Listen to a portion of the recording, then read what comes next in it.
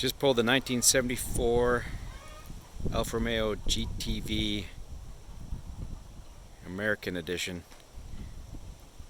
Been stored in a building under a pine tree for several years, and now it's time for it to get some love.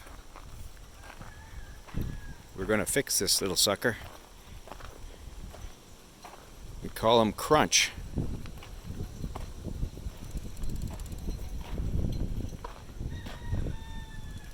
See my first attempt to pull the nose out.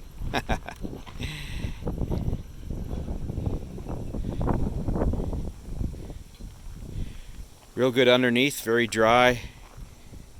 It's just the main damage up front there, and one little bit in the back. A couple little spots around the rear window there.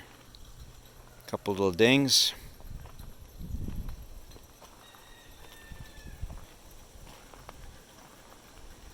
But restorable.